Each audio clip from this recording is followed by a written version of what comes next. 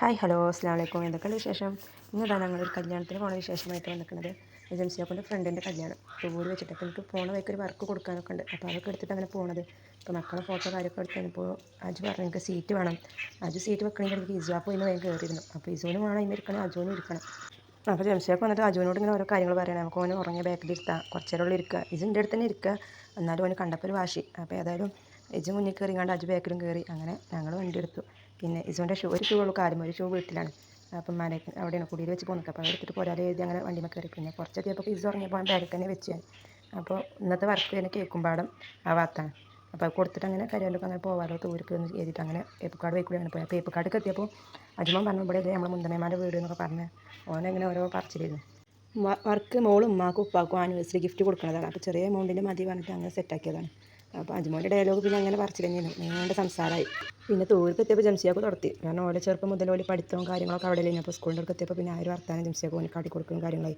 ഞാൻ അപ്പച്ചി പഠിച്ച സ്കൂൾ ഇതാണെന്നൊക്കെ പറഞ്ഞിട്ട് ഈ ഓഡിറ്റോറിയത്തിൽ വെച്ചിട്ടായിരുന്നു കല്യാണം. അപ്പോൾ അങ്ങനെ ഓഡിറ്റോറിയത്തിലൊക്കെ വന്നപ്പോൾ തന്നെ ജംസിയാക്ക് വണ്ടി പാർക്ക് ചെയ്യാൻ പോയപ്പോൾ തന്നെ അവിടുന്ന് ഇവിടുന്നൊക്കെ ചെറുക്കന്മാരും ആൾക്കാരും കണ്ടോലെ ഇങ്ങനെ ജംസിയെ വിളിച്ച് നടത്തി.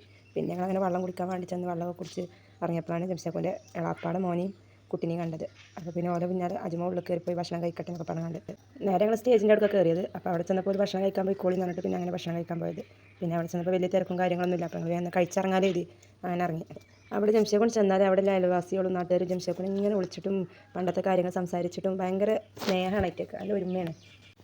ഈ തൊപ്പിയിട്ടത് ജംഷിയാപ്പൻ്റെ ഇളാപ്പാൻ്റെ മകനാണ്, മൗലിയരാണ്. അതിന് ആ കാക്കുവിന് 3 ആമക്കളാണ്, അവരൊക്കെ മൗലിയന്മാരായിട്ടാണ്. കാക്കൂറ്റൊക്കെ മക്കളൊക്കെ എപ്പോഴും വരുമ്പോൾ കാണുള്ളൂ. ഇപ്പോൾ ഞങ്ങൾ വീട്ടിൽ ചെന്നാലും കാക്കൂറ്റുണ്ടാവില്ല, ചിലപ്പോൾ പള്ളിക്കും കാര്യങ്ങളൊക്കെ ഒക്കെ. മക്കളെ കാണുമ്പോൾ ഭയങ്കര ഒപ്പം തന്നെ കൊണ്ടുനടക്കാൻ മുട്ടായി അങ്ങനെ പീടി കൊണ്ടുപോകും, അങ്ങനെയൊക്കെ ഒരു ഇതാണ്.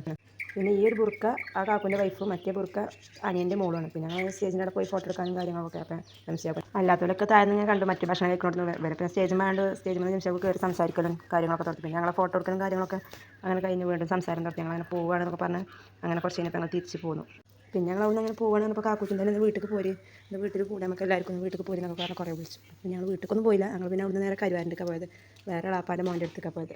പിന്നെ ഞങ്ങൾ നാണിക്കാക്ക് പറയാം അവിടേക്ക് പോയി. അവിടെ കാക്കൂൻ്റെ മോള് ജിനു, ഓള് ബാംഗ്ലൂരാണ്. പിന്നെ വേറെ ചെറിയൊരു പെൺകുട്ടി, പിന്നെ ഒരു ആൺകുട്ടിയാണ്, ഓനിപ്പോൾ 9ാം ക്ലാസ്സിലാണ്. മറ്റോള് UKG എന്തൊക്കെയാണ്.